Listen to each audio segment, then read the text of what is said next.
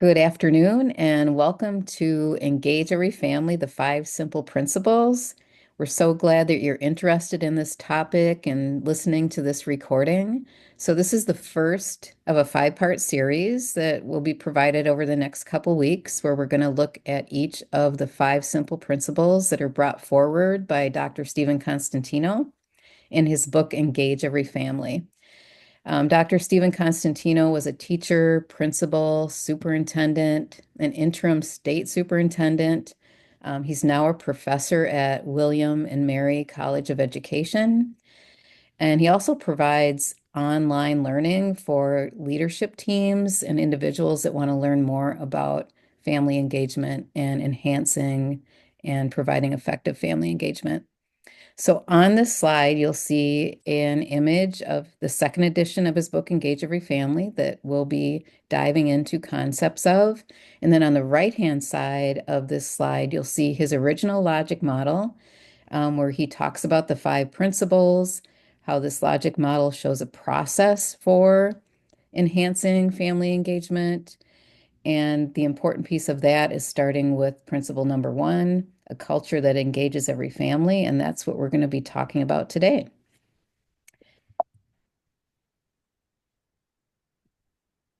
So I'll introduce myself. My name is Caroline Rossing. I am a family school partnerships coordinator at CESA 3 in Fenimore, Wisconsin. I work within a Department of Public Instruction project within the special education department called the Wisconsin Statewide Parent Educator Initiative, or WISPE.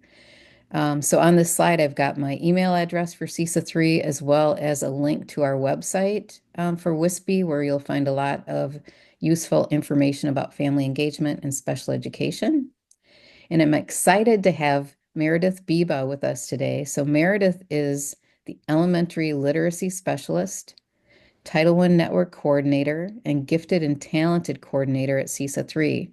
So she'll be providing some additional information today, and we'll be having some conversation specifically around that Title I coordinator piece that she has. So welcome, Meredith. Thank you. Happy to be here. So Constantino introduces like three concepts that he'd like everyone to think about as they're thinking about enhancing their family engagement within their school or within their individual practice. And the first one is to reflect on why families would choose your school. So if families truly had a choice as to where their children would receive an education, would they choose your district, your school, your classroom? If your answer to this question is yes, then you must ask yourself the logical follow-up question, why? Why would families choose your school, your classroom, or you as a teacher? And what is so compelling about your product that a customer, being a family, would choose it over a growing list of options? What we find when we have individuals and teams reflect on these questions is that many times they'll say that, yeah, I know a number of families that would definitely say, yes, we would choose your school, and we believe that that family would choose our school. But we also have some families that we're not sure of if they would or not. So that's really the concept around this engage every family, right? And culture is how do you reach and get to know those families to understand why they might or might not choose your school. Another concept he brings forward is the importance of considering and understanding family circumstances for each and every child. We've all heard those phrases, those kids, that neighborhood, those parents. I know all about that family. I had the older brother in my class. So, really reflecting on and thinking about assumptions and any assumptions you might be holding about a specific student or their family, and really challenging yourself around those assumptions. And you can challenge yourself by asking yourself, what do I really know about that family and that student? And what more do I need to know about that family or student? And this really comes down to building relationships, doing outreach to that family and building a relationship, which is more of what we'll be talking about within this five-part series. The third concept is working with the hard to reach, the unreached, or the disengaged, however they're described. And Constantino brings forward that we have labeled families hard to reach when they don't seem to conform to our perceptions of our standard communication protocols. However, they can be reached. It just takes knowing how and the willingness to make the necessary changes. So, really looking at those communication protocols that are in place. Maybe the communication plan, to community, to stakeholders, to families. What does that look like? And does it really work for all families? It could mean that rather than sending an email, it's a text message. Maybe rather than making a phone call, it's a face-to-face conversation. Or it could even mean finding an individual at the school that each family is comfortable interacting with and speaking with, that it will allow them to be able to communicate with the school most effectively. He goes on in the book to say that there could also be a need to find out what the negative catalyst is for disengagement. So it may not be that communication protocol, but it could be something else that's inhibiting a family from engaging with the school. So really finding out what that is. And again, that's all in reaching out and building a relationship with that family. It could be past experiences with schools, could be a number of things, but really finding out what is that negative catalyst that's causing that disengagement. So keeping those concepts in mind as you're working on enhancing, improving your family engagement, either within your system, your school, or individually, is important. So he brings those forward. So, as I said in the beginning, we're in session one of a five-part series, this introduction to the five simple principles. So, today we're going to be focusing on a culture that engages every family. But in future sessions, which will be held on Tuesdays and Thursdays at the same time over the next couple weeks, we'll talk about communicating effectively and developing relationships, building family efficacy, engaging every family in decision making, and engaging the greater community. So those are his five simple principles.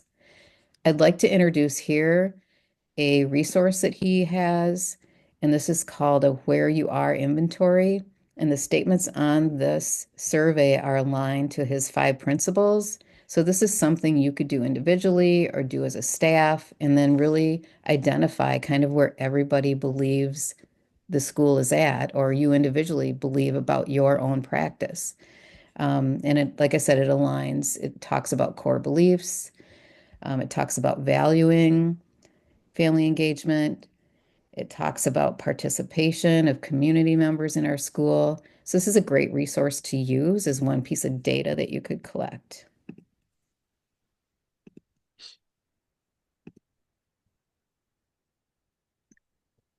So let's dive into principle one. And what does Dr. Constantino say about a culture that engages every family? So he says creating a culture and climate for family engagement is the first and most important step in the process to bring about systemic reform and family engagement. One item I've also brought forward that's linked into this slide is the Federal Indicator 8 Family Engagement Survey. So this survey is sent out to families of students with IEPs from districts, and districts have to send this out every 5 years.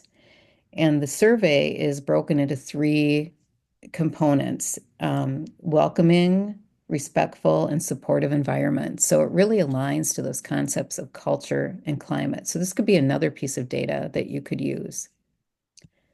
So Constantino's saying it's the first and most important step in the process, thinking about his logic model.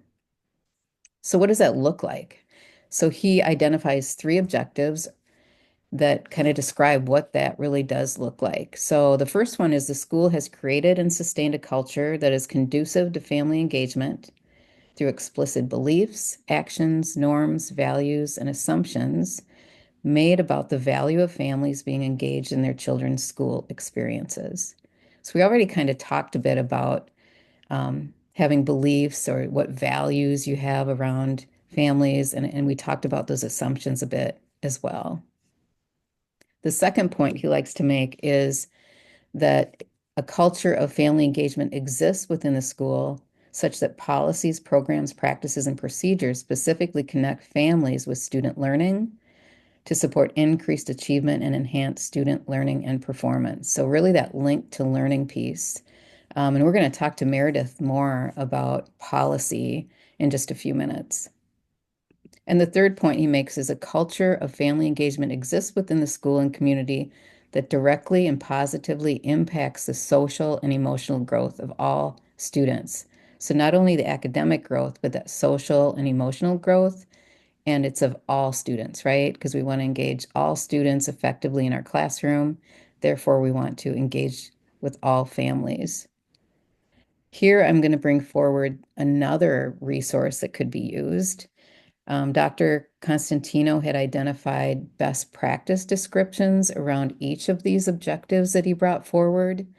And then WISBE has provided on this document practice examples. Many of those best practice examples that WISBE developed are around a student with an IEP because we are funded through special education, but they could be used for any student in any classroom in any school. So he identifies best practices, and then we give best practice examples for each of the objectives. Another piece of this work that Constantino brings forward that I don't have linked in here is some guidance on how to assess your current level of practices within the school to then identify strategies and improvement areas and use this kind of as a guide as well, as far as the best practice description. So this is available for each of the principals, and I'll be highlighting it in each of our sessions going forward.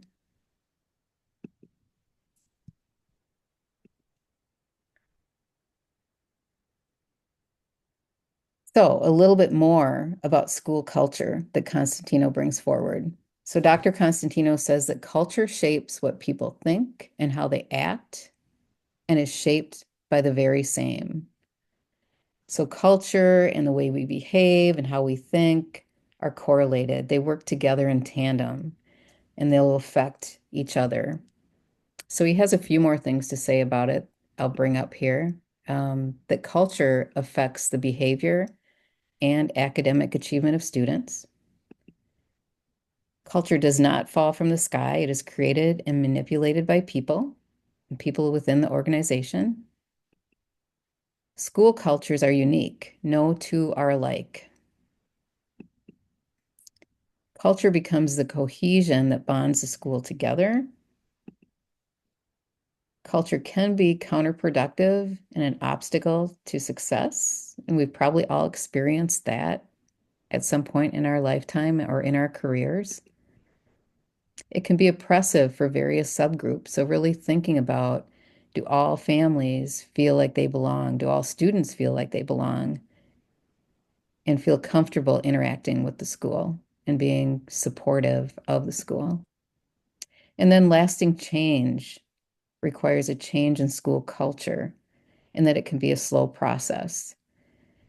So Constantino talks about engaging every family, but he talks about engaging families like one family at a time as well as working on school culture. We know that that's not a quick turnaround, that that's something that has to be intentionally worked upon to make change.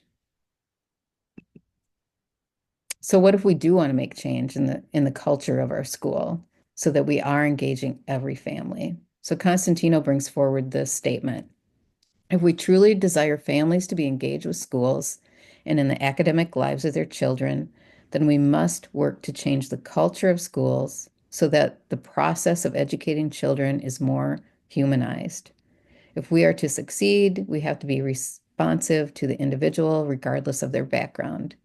So, this really speaks to building relationships with each and every family, understanding the assets that they have, the strengths they have, as well as their challenges and their needs.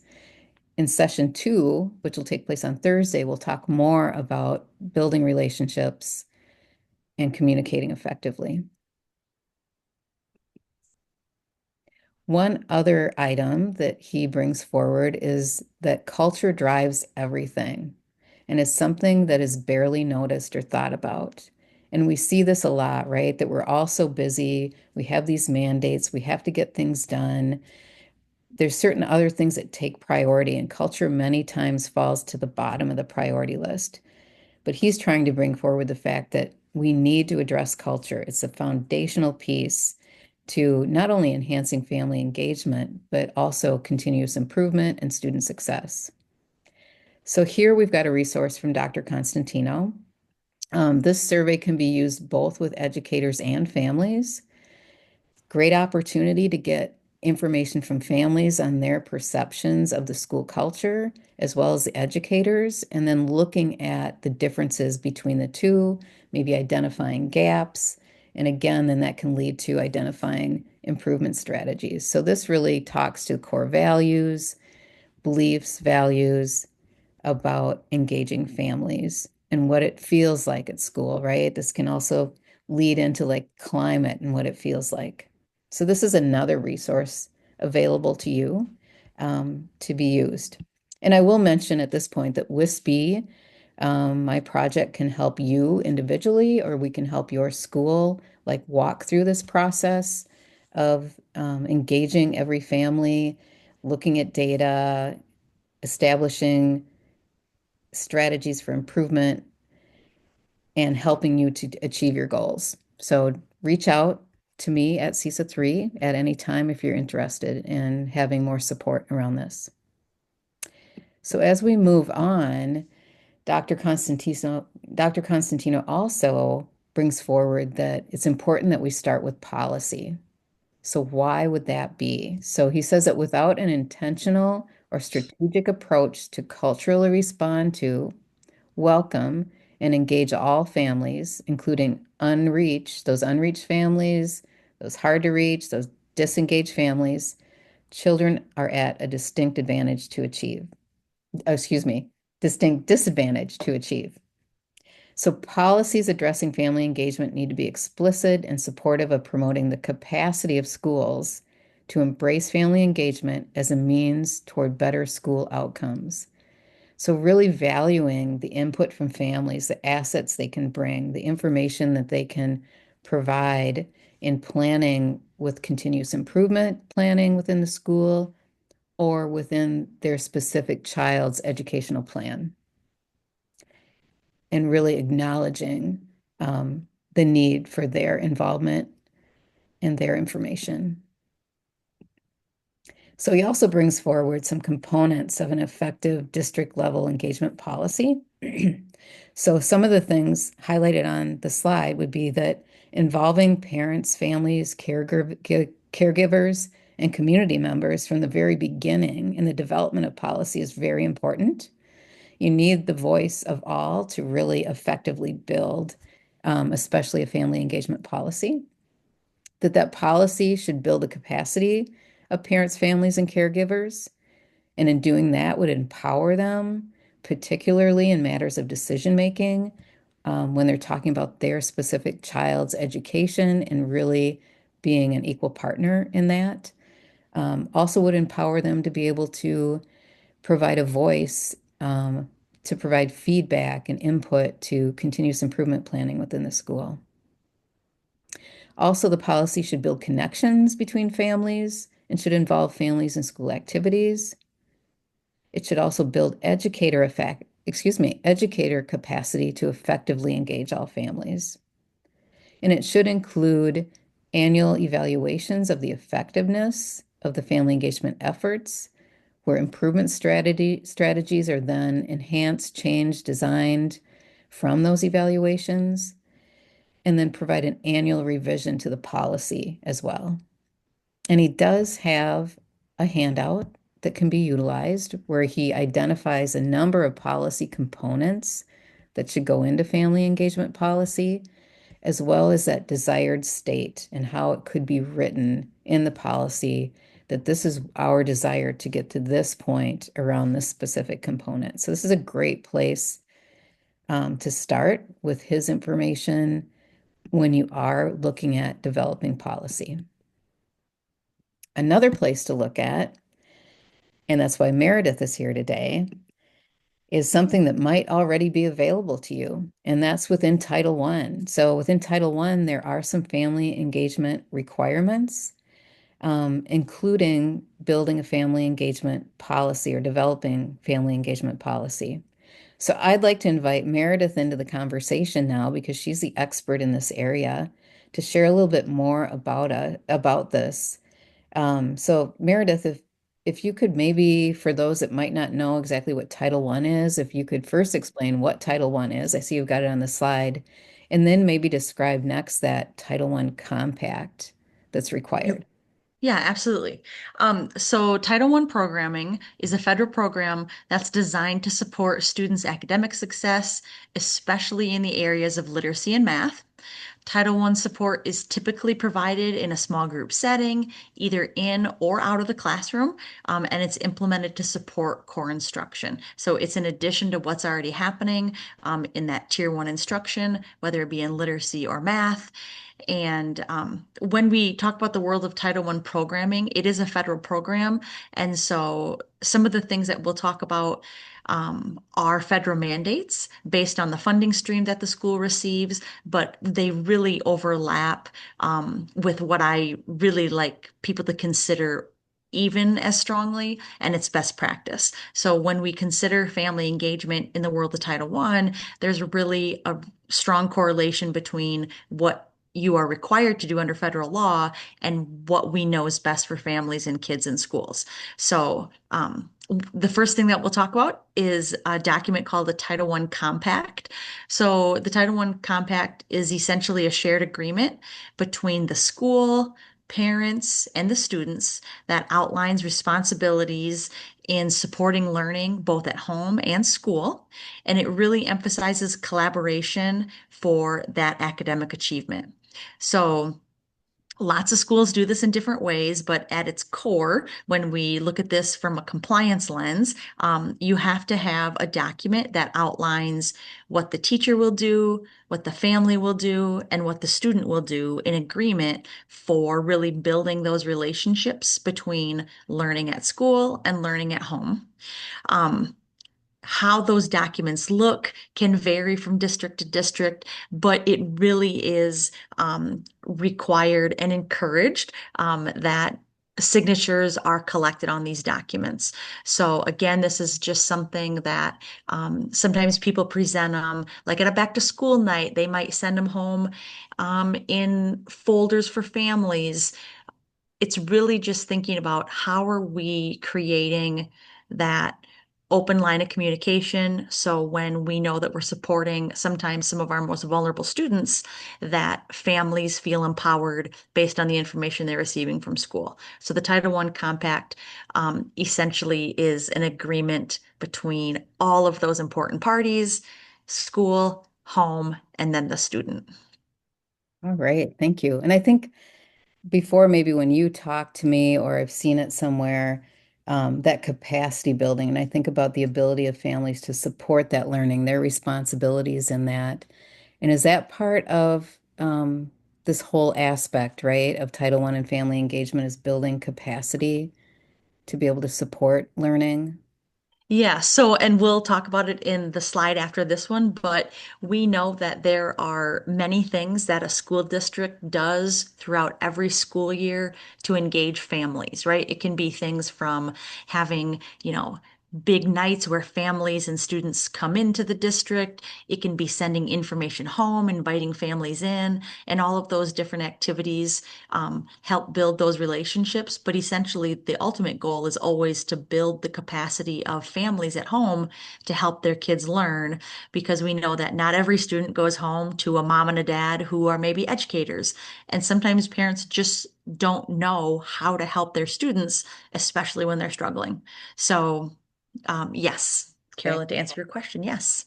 And I'm guessing too, with that need, right, to support learning at home and building their capacity, there has to be a strong communication plan in place, right, between the family and the teacher or the school, um, to best then support the student. And is that outlined as well in Title I requirements? The communication piece isn't a specific requirement. However, annually, Title I programs hold annual family meetings and they send out a survey. And typically, one of those questions that they inquire from families is things around communication and building their capacity just so they can set some program goals for the new year. And so, if that helps answer your question, it's not specifically required, but of course, we know best practice is that communication is open, so families feel empowered to ask questions when they need support and, more importantly, help their students at home when they need to. Okay, thank you. That's exactly what I was thinking too, best practice, right? Yep. So thank you for commenting on that. But if you want to go ahead and talk about that family engagement policy and the general family engagement piece further, please do. Okay, so an additional requirement under federal programming for Title I schools is that they have a board-adopted family engagement policy. So this is one of the only federal requirements in terms of board-adopted language and policy. So at its very basic level of understanding, a school or district must have a school board adopted policy that outlines and details how families will be involved in their child's education, including communication, decision making, and opportunities for engagement. When a school sits down to create or adopt a policy, we have lots of school districts that partner with Neola, so that's certainly one avenue. I always invite schools and families to really reflect on if that policy truly speaks to their beliefs and what they want family engagement to look like in their schools. And so just know that when we take into consideration things like how are you going to involve families? How will they help make decisions? What opportunities do you have for them to be engaged? Those are all things that can be included in the policy. And these are just some ideas of ways to make that policy well-rounded and really speak to what your beliefs are in your district. Again, that is a board adopted policy, so it's likely that you're revisiting that from year to year just to make sure that it is up to date. And like I mentioned before, really speaks to how you want family engagement to look and sound in your district. Um, this is a compliance measure in terms of having to have the policy. But again, most of those things that you write in there will lean more on that best practice.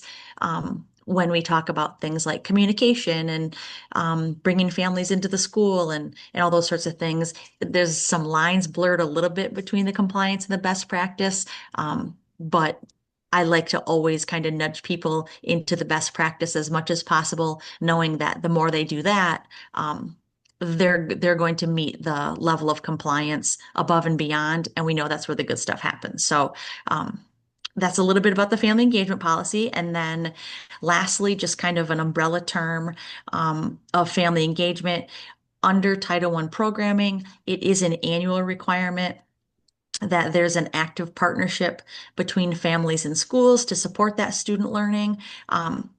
Schools achieve this in all sorts of different ways, and some ways in which you may be meeting this, even if you don't know you're meeting it in your district, could be something like parent-teacher conferences, workshops, if there's a volunteering avenue for families at school, if you send home support or at-home learning materials.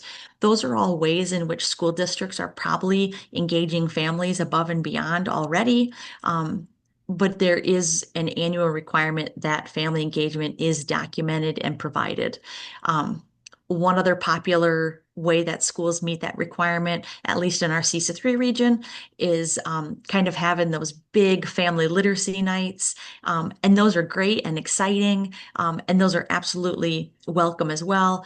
But if you really reflect on your family engagement and what you offer throughout an entire school year, we really want to reflect on those opportunities um, that build the capacity at home, continue to keep communication lines open, and the big things that happen once or twice a year are really great. Keep doing those, but really then just also thinking about what are we doing in addition to that.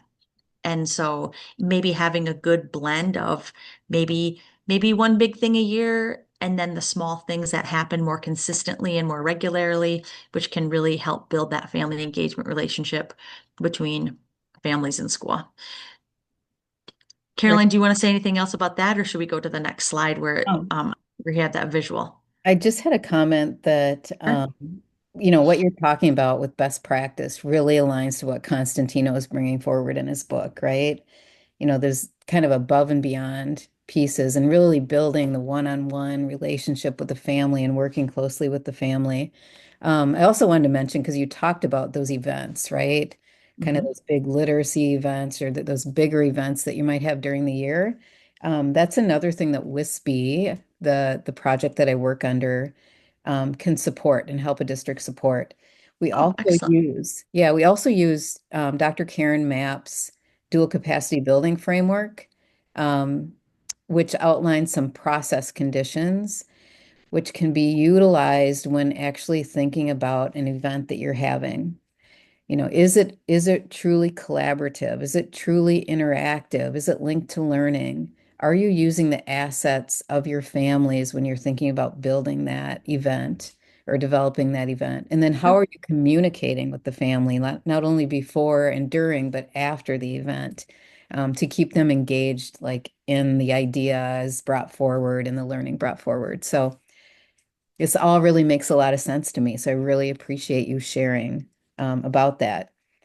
But yeah, let's go to the next slide because I think what we're going to talk about is some differences in family engagement. So Meredith and I decided to add this additional slide of information for all of you. Would you like me to speak to it or would you like to speak to it, Meredith? I'll start and then how about you jump in? Does that sound good? Sounds great.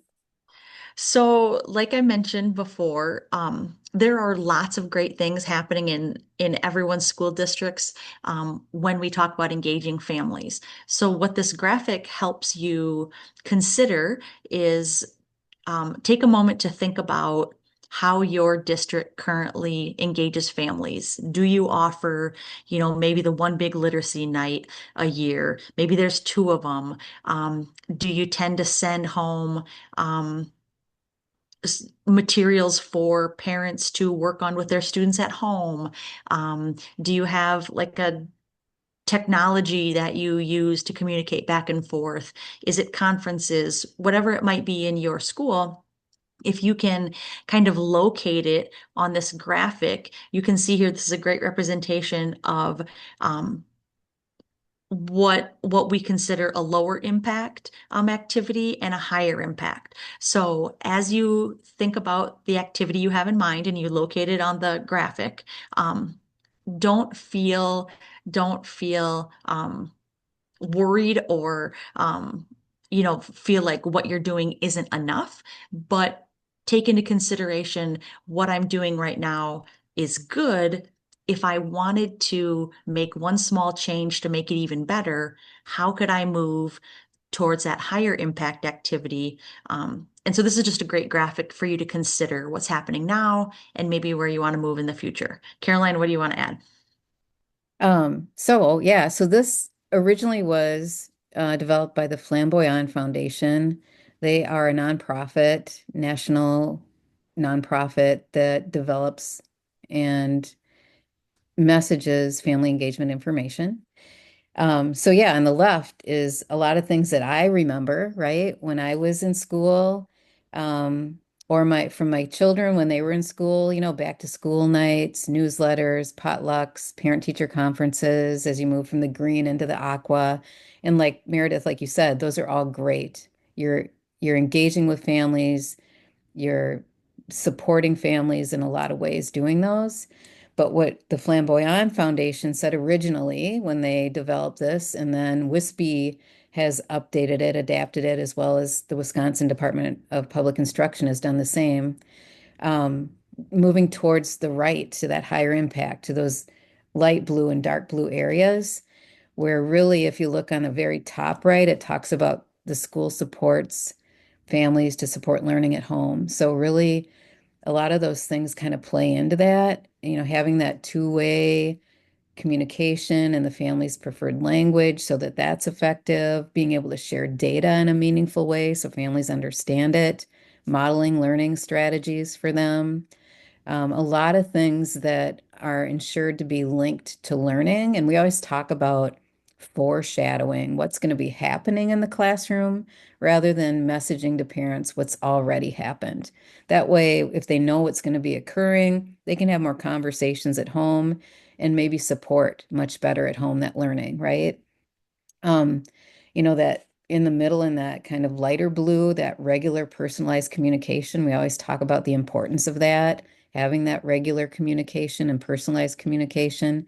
And I'd add to that, a proactive piece to that. So many educators have said to us that when they've sent out either some send out postcards or like a welcome letter or make that phone call to families proactively. And I would say making that phone call um, is probably one of the most effective ways, as well as a home visit, which I'm going to talk about in a minute. It makes it much easier during the school year if they have to talk to a family about something, a negative behavior, something negative, right? They've already kind of built a positive relationship with that family. So we always talk about how moving to the right, adds in that link to learning and families supporting their child. Um, Families don't have to come to the school. A lot of these things can be done in other ways, like a home visit or a phone call. And it just provides that relationship building with the family more personalized. So, really quickly, if I could just talk about what's circled on the bottom there in red is home visits that build family school relationships. That's something that WISPE provides training, mentoring for. We provide a stipend dollars for educators to engage in home visits. We've developed our program, which we don't call a home visit, we call it a family school partnership visit. And the reason we do is because we found, as we've worked with educators in this area over the past 5 years or so, that there's educators that don't want to necessarily go into the home, and there's families that don't necessarily want educators coming into their home, right? So we really promote just a neutral site where everyone's comfortable. And it's all about just building that relationship with the family, getting to know the family and the family getting to know the teacher, right? Not having to get into academics or behavior expectations or anything like that, but initially starting off with that relationship building and just getting to know one another. So yeah, that's all about, going from lower impact to higher impact. And so maybe starting to think a little bit differently.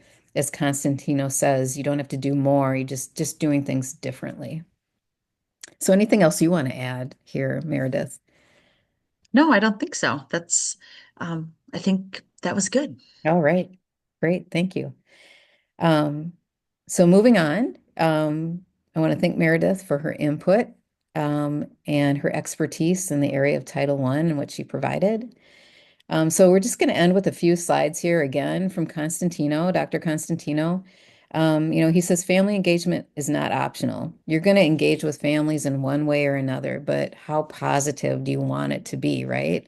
How meaningful and effective do you want it to be? So thinking about family engagement in your school, what do you want it to look like, feel like, and what are you willing to do to get what you want? It may mean, right, looking inwardly or looking at your system and making some changes within. And again, he really emphasizes don't do more, just do it differently. He also says you gotta wanna, right? You have to have that personal desire to make that difficult change. So making that difficult change starts with the very simple notion that the change is something you desire. So you gotta wanna do it. Another thing he brings forward is that there's a need for leadership to be able to engage every family. You have to have leadership that is strong, committed, and courageous, which is essential to long-term success. So acknowledging that change needs to happen, having the will to make the change, facing and overcoming fear of the unknown, and creating the conditions for engagement. So really having that leadership that helps a system move, educators move, individuals move in a different direction to enhance family engagement. So here's just some points to ponder or reflect upon that he brings up in his book. So what do I think or believe about family engagement? What do you think or believe about family engagement? How should family engagement work in your district? Thinking about that. And then thinking personally again, what is my role or your role in promoting family engagement at your school or in your district? And then thinking even further about, am I willing to rearrange time, which it might take, resources and energy to work on family engagement to bring about more achievement for my students? It starts with those beliefs that you can do things differently. It will support your students and it will support your families as well as you in being more satisfied with student outcomes. Here, I just provide some resources regarding Dr. Steven Constantino. There's an about Dr. Steven Constantino to learn more about him. He's got a really nice document. The second one, practical application for classroom teachers.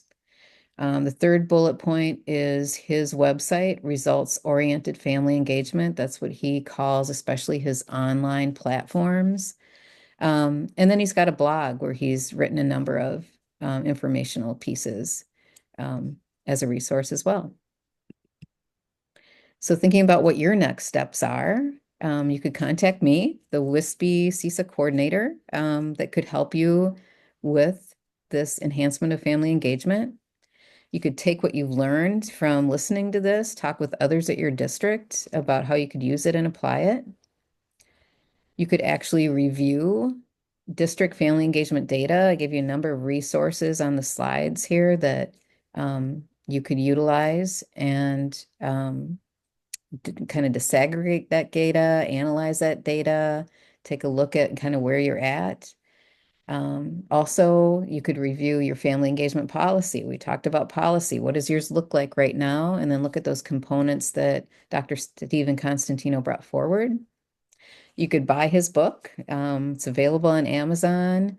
And again, Wispy could help you with any book study that you might want to do or any processes you want to put in place.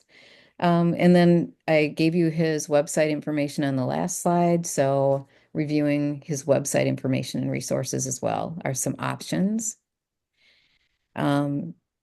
This is just a short exit ticket for this session that was provided.